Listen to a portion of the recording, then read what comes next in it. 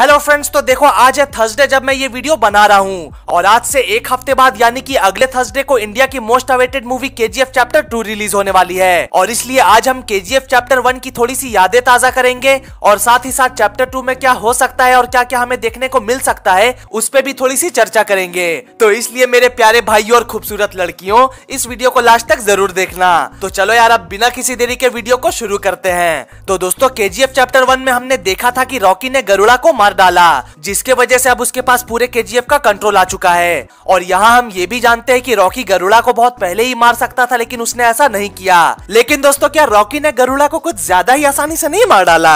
और यार चलो, मारा तो मारा, लेकिन गरुड़ा इस पिक्चर का मेन विलेन है, ये तो ऑडियंस को भी नहीं पता था। नहीं मतलब ऑडियंस को पता तो था कि अब केजीएफ का नया मालिक गरुड़ा बन चुका है अपने बाप की बदौलत, लेकिन फिर भी वो जो एहसास होना चाहिए कि हाँ भाई गरुड़ा इस मूवी का मेन विलेन है, वैसी वाली फीलिंग मेरे अंदर तो कम से कम नहीं आई थी। मेरे कहने का मतलब है कि गरुड़ा मेन विलेन तो था, लेकिन पूरी ऑडियंस का उस पे कुछ बहुत ज्यादा ध्यान नहीं गया। लेकिन यार गरुड़ा की ताकत और दिमाग का अंदाजा तो हमें उस पुतले वाले सीन को ही देखकर लग जाता है कि हाँ भाई गरुड़ा भी साला कोई चीज है। लेकिन उसको ये कहाँ पता था कि अपने रॉकी भैया उससे भी बड़ी चीज है। साला गरुड़ा के गर्दन ही उड़ाई दिस, मतलब कि दोस्तों गला ही काट दिया उसने उसका। और इसी वजह से जो 20,000 लोग गरुड़ा के खौफ में जी रहे थे, उनका डर फाइनली खत्म हुआ और वो सभी लोग रॉकी भाई के भक्त बन गए। और अब इसके आगे की ही कहानी हम चैप्टर 2 में देखने वाले हैं। तो दोस्तों, अब यहाँ मैं अपने कुछ पॉइंट्स आपके सामने रखूंगा जो कि हमें मूवी में देखने को मिल सकते हैं। तो यार देखो, सबसे पहले तो यही होगा कि वो 20,000 लोग अब अपनी इच्छा से ही केजीएफ में काम करेंगे, जिसके बदले में रॉकी उनको रोटी, कपड़ा और मकान देगा। मतलब कि अब वो लोग केजीएफ में गुलामी नहीं बल्कि उसमें जॉब कर रहे होंगे। तो दोस्तों, अब क्योंकि रॉकी के पास 20,000 लोगों की आर्मी है, इसलिए मजबूरन बाकी के 400 गार्ड्स को भी रॉकी के सामने झुकना ही पड़ेगा।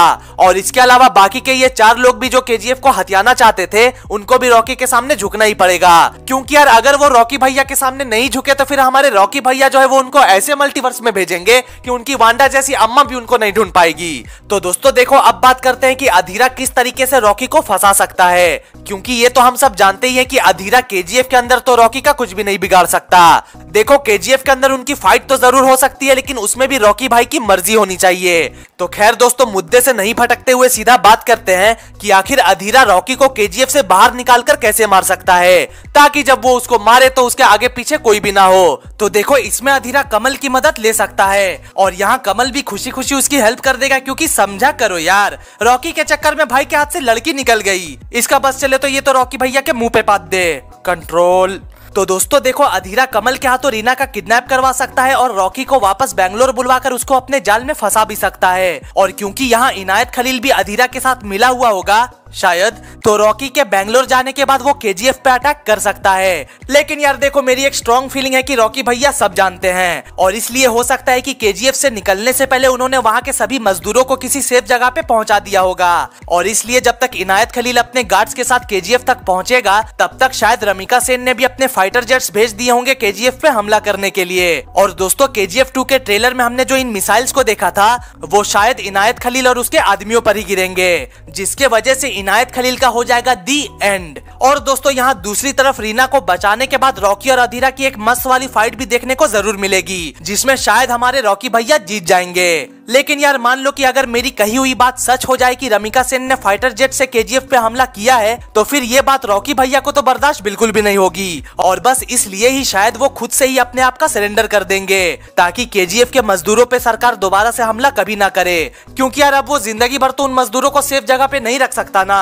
अब दोस्तों देखो, इससे पहले कि मैं इस मूवी के कंक्लूजन पे पहुंचूं, यहाँ मेरी एक छोटी सी थियरी है जो मैं आप सबके साथ शेयर करना चाहता हूँ। तो यार थियरी कुछ ऐसी है कि क्या हो अगर हमें बाद में ये पता चले कि अधीरा और रॉकी बाप बेटे हैं। क्योंकि दोस्तों, आखिर रॉकी का बाप था कौन ये तो कोई भी नहीं जानता, और ना ही ऐसी कोई पास्ट वाली मेमोरी हमें दिखाई गई है जिसमें उसकी माँ उसके पिता के बारे में बता रही हो। और यार यहाँ ध्यान देने वाली बात यह है कि रॉकी की माँ भी एक मजदूर औरत ही थी, और इसलिए शायद ऐसा हो सकता है कि सालों पहले वो भी केजीएफ में ही काम करती होगी, जहाँ उसका टाका अधीरा से भिड़ गया और अब वो अधीरा के बच्चे की माँ बनने वाली होगी। और अब क्योंकि अधीरा ये बात जानता था कि अगर उसकी बेटी पैदा हुई तो उसे मार दिया जाएगा, और अगर बेटा पैदा हुआ तो उसको भी अपनी पूरी जिंदगी एक मजदूर बनकर जीना होगा। और बस इसलिए ही अपने बच्चे के फ्यूचर को बचाने के लिए उसने किसी तरह से रॉकी की माँ को केजीएफ से बाहर निकलवा दिया होगा। और यार क्या पता कि ये जो रॉकी की माँ उसको इतनी मर्दानगी वाली बातें सिखाती थी, वो भी शायद अधीरा ने ही सिखाने को कहा होगा। तो दोस्तों, ये थी मेरी एक छोटी सी थियरी जो कि शायद आप लोगों को पसंद आई होगी। बाकी यार तुम लोग इस थियरी को अपने दिल पे मत ले लेना,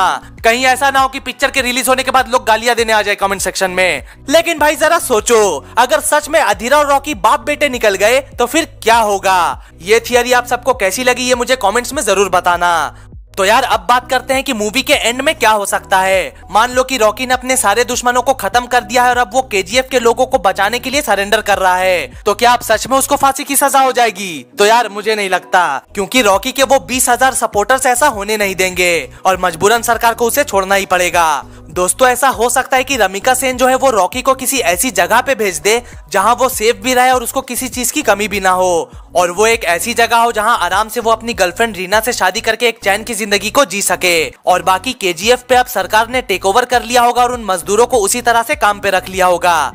साला एक बार में 20,000 लोगों की सरकारी नौकरी लग गई। और दोस्तों अब क्योंकि इस थियरी के मुताबिक रॉकी को फांसी नहीं दी गई थी और ये बात गवर्नमेंट और उन मजदूरों के अलावा और किसी को नहीं पता थी, तो बस इसलिए ही जब 2018 में केजीएफ के ऊपर इन महाशय ने किताब लिखी थी तो फिर गवर्नमेंट ने उसको बैन कर दिया और सारे किताबों को जला भी दिया, ताकि ये राज हमेशा के लिए एक राज ही बनकर रहे। और दोस्तों देखो, अगर इस तरह की एंडिंग केजीएफ 2 को मिल जाती है तो फिर फ्यूचर में केजीएफ 3 बनाने के लिए भी डायरेक्टर के पास काफी माल रहेगा। तो खैर दोस्तों, अब वीडियो काफी ज्यादा लंबी हो रही है तो यार इसलिए आज के लिए बस इतना ही। आपको मेरी ये थियरीज और प्रेडिक्शंस कैसी लगी ये मुझे कमेंट्स में जरूर बताना, और जाने से पहले वीडियो को लाइक और चैनल को सब्सक्राइब भी जरूर कर देना। तो अब मिलते हैं अगली वीडियो में, तब तक के लिए गुड बाय, टेक केयर।